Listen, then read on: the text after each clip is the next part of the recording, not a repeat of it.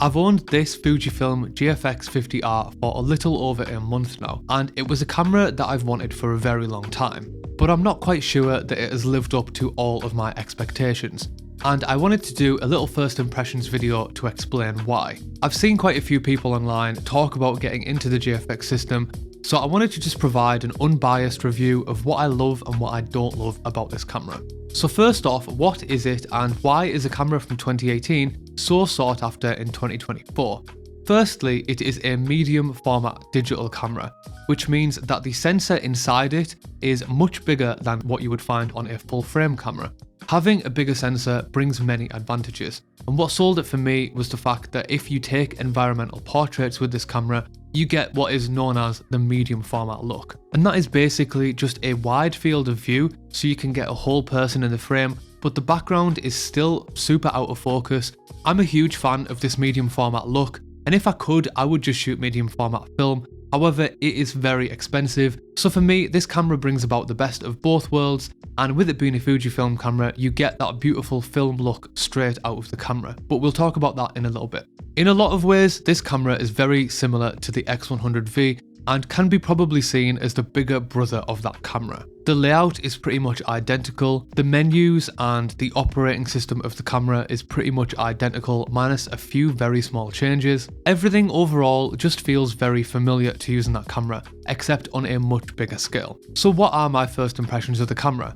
Well, as soon as I picked it up, I couldn't believe how heavy it was and how big it was. I knew it was going to be big, but it's pretty enormous. And with this lens on, which I'll talk about shortly, it's so heavy I've had to order a separate new camera strap because all of the camera straps I have for my mirrorless cameras, I just don't trust that they're going to hold it. It really is a bit of a beast, and to be honest, the ergonomics of it, while the camera looks great, holding it in your hand is not very comfortable at all. Like if I pick this up now, I'm having to like really grip with my thumb at the back, and this base plate of the camera here is kind of pushing into my palm. Most of this is because this lens is so heavy, but overall it's definitely built more for looks rather than, you know, actually being able to hold the camera very well, which is a little bit disappointing. It doesn't exactly make me want to pick it up and carry it around all the time, and it's definitely too heavy to just kind of carry around as an everyday carry camera. In terms of how it looks, I think it honestly looks great. Some of the older GFX cameras had a massive, like, bulky screen at the back, but the screen on this is actually, all things considered, pretty small. The build quality is great. The X100 at the top here is made of metal, which I love, but on the GFX it is plastic, but it does feel like good quality plastic. One thing that I really do love is when you take a photo, it makes a very heavy and satisfying clunk. It is very slow. Overall, everything, you kind of have to take your time with it a little bit, but I quite like that. It definitely feels a lot like using a film camera. You know, you can't just pick it up and, you know, shoot. It doesn't burst fire very fast at all. I think it fires like 1 photo a second. I wouldn't use it on burst anyway. Also, the file sizes are about 120 megabytes per photo, so really you don't want to be firing off 100 frames with this because you'd fill up a card pretty fast. Moving on to the image quality, I am by no means a pixel peeper, and like I said earlier, the main reason that I wanted to buy this camera was more for the medium format look rather than the 50 megapixel quality of the sensor. The lens that I currently use with this camera the most is the Mitakon 65mm 1.4. That is the lens that, as far as I'm aware, gives you the closest look to, you know, like a Pentax 6.7 with a 105mm lens. It's probably part of the reason why the camera setup is so heavy, because the lens does weigh an absolute ton, but the lens feels really solid, and with it being a manual lens, it kind of matches the slowness of the camera. I don't really have any intention to use autofocus lenses with this camera. If I wanted to shoot on a camera with autofocus, I'd use my Sony cameras or the X100V. The way that I see this is definitely just like a film camera. Obviously, with it being a Fujifilm camera, the colours are beautiful. You get all of the same film simulations that you would find in the X100V. That means that you can also use the film recipes that are made for the X100V on the GFX. I actually only shoot RAW on this, but it's really great that it has the simulations, because that means that in Lightroom you can then pick the simulations on the drop-down menu, and they are all available. And it also means that if you've made any presets for previous Fujifilm cameras, they will work on the GFX also. One thing that I've noticed while editing the RAW files is that I don't feel like the dynamic range is on par with modern day Sony cameras.